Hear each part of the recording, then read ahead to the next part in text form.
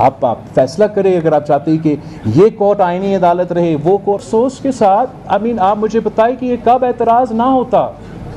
अगर हम इफ्तिखार चौधरी और इफ्तिखार चौधरी के बाद दूसरा जो चीफ जस्टिस आने वाला था उस ज़माने में ये करते, क्या ये मुतनाज़ा होता? नहीं होता, ऑफ कोर्स होता।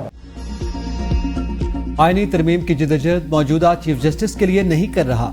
मेरा नहीं, आपका एजेंडा किसी खास शख्सियत के लिए हो सकता है। चेयरमैन पीपल्स पार्टी बिलावल भुट्टो जरदारी का क्वेटा में तकरीब से खिताब। कहा, पहली बार जस्टिस फाइज ईसा और जस्टिस मंसूर के जमाने में उम्मीद नजर आ रही है। मुझे कोई मसला नहीं इन दो जजेस में कोई भी आकर आईनी अदालत में बैठे। अगर आइन कहे कि आईनी अदालत होगी तो आप मानेंगे। जो आईनी अदालत को नहीं मानता वकालत छोड़ दे। इस्लामाबाद में अदालती जंग से मेरा कोई ताल्लुक नहीं। अब रियासत बाप की तरह बन गई है और उसमें किरदार इफ्तिखार चौधरी का है। इफ्तिखार चौधरी जैसे माइंडसेट ने अदलिया को खराब किया। आप चाहते हैं फैसले होते रहें और हम शिकायत भी ना करें। आप किसी वजीर आजम को निकालें, 18वीं तरमीम को 19वीं तरमीम में तब्दील करें और हम चूं तक न करें।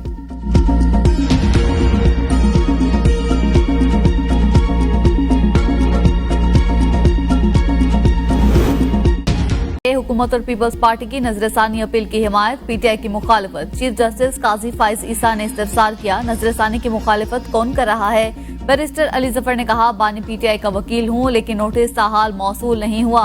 काजी फाइज ईसा ने कहा, वैसे बता दें आप नजरसानी के हामी हैं या मुखालिफ? बैरिस्टर अली जफर ने कहा, मैं मुखालिफत करूंगा। वकील पीपल्स पार्टी फारूक एश नाइक ने कहा, वोट का ना गिना जाना आइन में नहीं लिखा।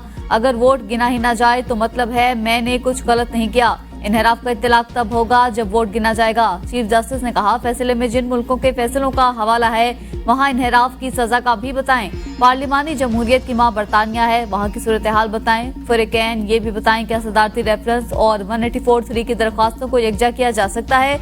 नजरसानी मंजूर होना ये नहीं होता कि फैसला गलत है, वजूहात गलत होती हैं। नजरसानी का दायरा कार बहुत महदूद होता है। आप फैसले का नतीजा नहीं सिर्फ वजूहात देख सकते हैं।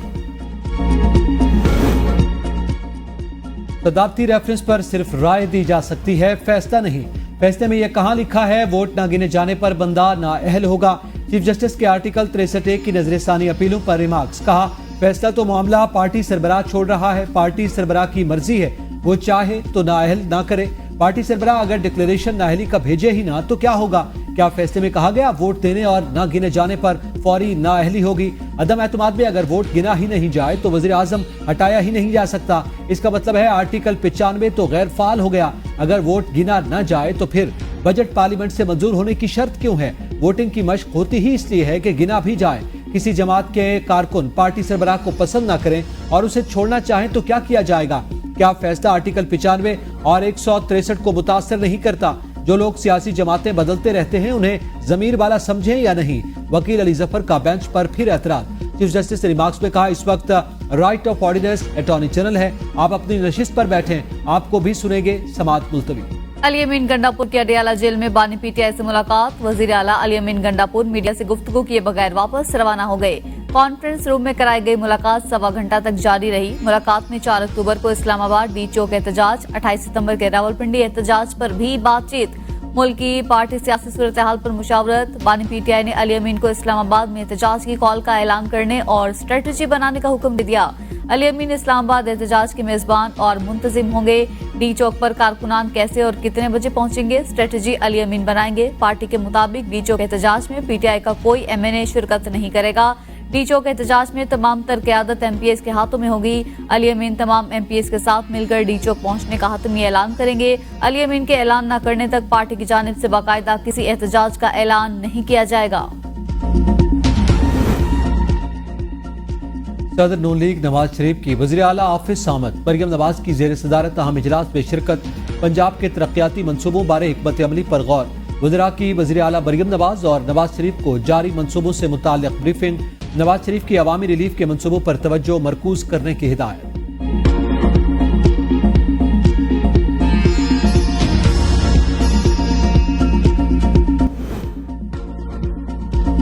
मरियम नवाज इतना जुल्म करें जितना कल बर्दाश्त भी कर सकें। मुशीर इत्तलात बैरिस्टर सैफ का कहना है कि मरियम नवाज के अहकामात पर जेल में बुशरा बीबी को बेजा तंग किया जा रहा है।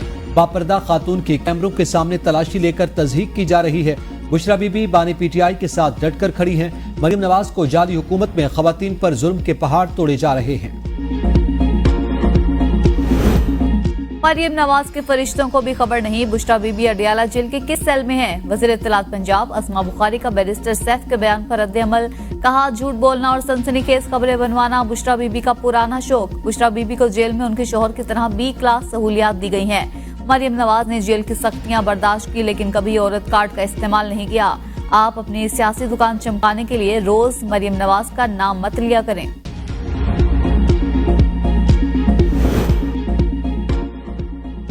इस्लामाबाद इलेक्शन ट्रिब्यूनल तब्दीली की दरखास्तों पर इलेक्शन कमीशन में समाअत।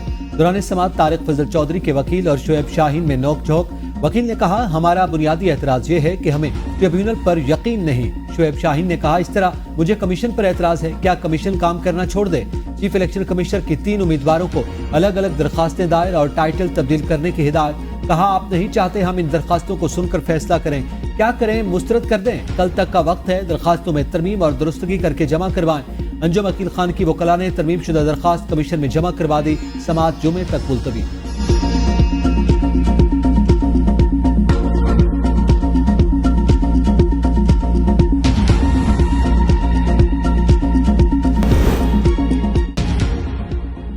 वफाकी वज़ीर दाखिला मोहसिन नकवी की जमीयत उलमा इस्लाम के सरबराह मौलाना फजलुर रहमान की रिहाइश का आमद। वज़ीर दाखिला ने JUI का बिला मुकाबला अमीर मुंतखब होने पर मौलाना फजलुर रहमान और बिला मुकाबला सेक्रेटरी जनरल मुंतखब होने पर मौलाना अब्दुल गफूर हैदरी को मुबारकबाद दी। कहा, पार्लिमान की बालादस्ती और जमहूरी अक़दार के फ़रोग़ के लिए मौलाना फजलुर रहमान का किरदार काबिल तहसीन है। मौलाना फजलुर रहमान ज़ीरक, मुदब्बिर और दूरअंदेश सियासी रहनुमा हैं। मौलाना फजलुर रहमान की क़यादत में JUI ने उसूलों पर मबनी सियासत की। मौलाना फजलुर रहमान की अपनी जमात और पाकिस्तान के लिए गरां कद्र खिदमत है। FBR को पहली सामाही के हदफ में 96 अरब रुपए के रेवेन्यू शॉर्टफॉल का सामना। IMF हदफ हासिल न हो सका, हुकूमत के लिए सख्त टैक्स इकदामात नागुज़ेर। FBR ने पहली सामाही में 2652 अरब हदफ के मुकाबले अब तक 2556 अरब हासिल किए। IMF ने मुतनब्बा किया था, टैक्स हदफ के हुसूल में नाकामी पर इजाफी महसूलात पर गौर करना पड़ेगा। मुमकिना टैक्स चोरों के खिलाफ कार्रवाई के लिए मिनी बजट लाने का इम्कान।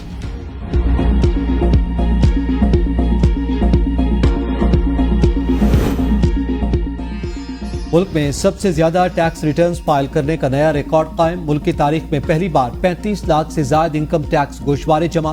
गोशवारों के साथ टैक्स गुजारों ने 55 अरब रुपए से ज्यादा का टैक्स भी जमा करवाया। टैक्स रिटर्न फाइल करने की तारीख में 14 रोज की तौसी। टैक्स दहिंदगान 14 अक्टूबर तक रिटर्न फाइल कर सकेंगे। तौसी का नोटिफिकेशन जारी।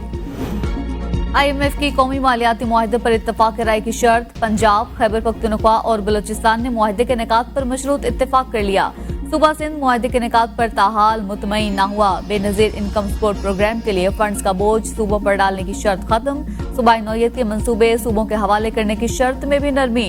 वफाकी हुकूमत के हुजम में कमी की मंजूरी मुश्तरका मफादात काउंसिल से लेने की शर्त शामिल। मुआहदे के तहत सूबाई हुकूमतें ज़र इजनास की इमदादी कीमतों का तयन नहीं कर सकती। सूबाई हुकूमतें ज़र इनकम टैक्स कवानीन में तरमीम करेंगी।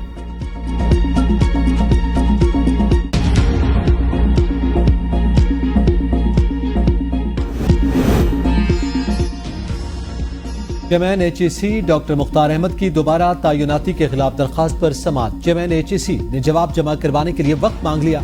इस्लामाबाद हाई कोर्ट ने इस्तदा मंजूर कर ली। 2 हफ्ते में जवाब जमा करवाने की हिदायत। केस की मजीद समाअत 30 अक्टूबर तक मुलतवी कर दी गई। अस्सलामुअलैकुम, आप देख रहे हैं ABN न्यूज। मैं हूँ रिदा फातिमा और मैं हूँ एतजाज नकी। हेडलाइंस आपने जानी, तफसीलात शामिल करेंगे एक ब्रेक के बाद। साथ रहिएगा।